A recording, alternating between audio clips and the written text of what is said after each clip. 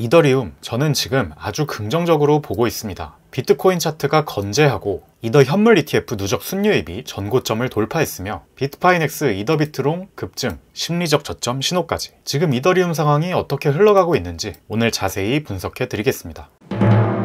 먼저 코인 시장 전체의 흐름을 결정짓는 비트코인 차트를 보면 여전히 건재합니다. 제가 가장 중요하게 생각하는 빨간색 추세선 위에서 잘 지켜주고 있고 여전히 긍정적인 추세를 유지하고 있습니다. 한편 비트코인 장기 보유자 비율 그래프를 보면 아직 사이클 고점에서 형성되었던 지표의 수준까지 떨어지지 않았고, 이 말은 아직 상승 여력이 남아있다 라고 판단할 수 있습니다. 비트코인이 상승 여력을 남겨둔 상태라면 비트코인의 다음 순서는 비트코인을 익절한 고래들의 유동성을 받아줄 수 있는 시총이 큰 코인들, 그 중에서도 가장 큰 이더리움일 확률이 높습니다. 이더리움 현물 ETF 누적 순유입도 긍정적인 신호를 보여주고 있습니다. 작년에 비트코인 가격이 횡보 하락하는 동안 비트코인 현물 ETF 누적 순유입은 먼저 전고점을 돌파했고 뒤이어 가격 또한 큰 상승을 했었죠. 현재 이더리움의 현물 ETF 누적 순유입도 지난 전 고점을 뚫고 올라가기 시작했습니다. 이러한 누적 순유입이 계속해서 쌓이다 보면 가격 또한 어느 순간 단기간에 급등할 가능성이 큽니다. 비트파이넥스 거래소에서 이더비트 롱이 급격하게 증가하고 있습니다. 이것은 비트코인 대비 이더리움 강세에 베팅하는 고래들이 늘어나고 있다는 의미입니다. 과거 데이터들을 보면 이렇게 이더비트 롱 물량이 급증하고 난 뒤에는 이것이 줄어드는 동안 가격이 급격한 상승을 보이는 경우가 많았습니다. 이때도 마찬가지였죠. 가격이 하락 횡보하는 동안 이 지표가 급등했다면 지표가 줄어들면서 가격은 급등하는 모습을 보이곤 했습니다. 특히 지금만큼 지표가 급증했던 과거 사례들을 살펴보면 뒤이어 가격은 100% 또는 70% 가까이 상승한 바 있었고, 이러한 비율을 현재 적용해 본다면 최소 전고점 근처까지 상승할 가능성이 있다고 생각합니다. 거의 모든 사례에서 이렇게 지표가 늘어나기 시작했던 시점의 가격은 넘기면서 상승하는 모습을 보여줬는데요. 유일하게 매집이 시작됐던 가격을 넘기지 못했던 2022년의 발레조차도 저점 대비해선 약 100%가량 급등하는 모습을 보여줬었습니다.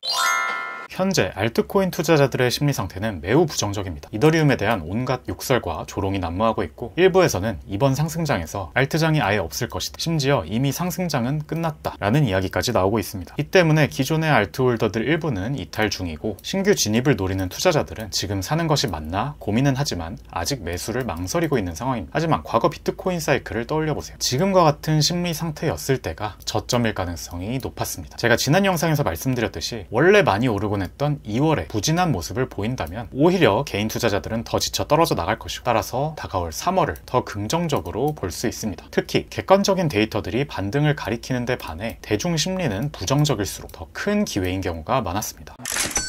지난 영상에서 설명드렸듯이 비트코인 도미넌스 차트 또한 고점에 근접했다고 보고 있습니다. 이미 고점이 나왔거나 올라봤자 한 번 정도 더 짧게 고점을 갱신하고 내려올 것이라 생각합니다. 그 말은 알트코인장이 근접한 곳으로 보인다는 것입니다. 또한 과거 2021년의 사례를 돌이켜볼 때 이번에 도미넌스가 내려가기 시작한다면 약 40%대 중반까지 내려갈 가능성이 충분하다고 보고 있습니다. 이 위치는 과거 변곡점이 많이 되어왔던 매물대 자리이고, 2021년 상승장에서 또한 과거 많은 변곡점이 되어왔던 이러한 매물대까지 내려오며 알트코인장이 마무리되었었습니다. 따라서 이번에도 알트코인장이 온다면 유사한 수준까지 내려올 거라고 생각하고 있고, 이 말은 알트코인들, 특히 이더리움으로 곧 유동성이 옮겨갈 가능성이 크다는 신호입니다.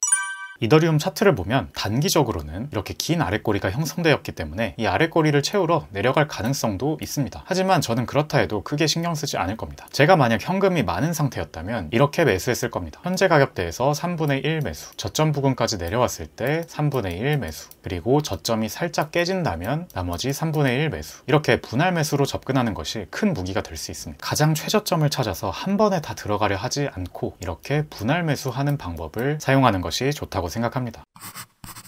마지막으로 현물 ETF에 스테이킹 기능이 추가될 가능성이 있습니다. 스테이킹은 쉽게 말하면 이더리움을 예치하고 이자를 받는 기능입니다. 저는 호재를 이용한 매매를 잘 하진 않지만 이러한 호재는 작년 비트코인 ETF 승인 이후의 기대감으로 올랐던 것, 트럼프 당선 및 취임에 대한 기대감으로 올랐던 것과 같이 이더리움의 시장 가격에 긍정적인 영향을 미치는 기대감으로 작용할 수 있습니다.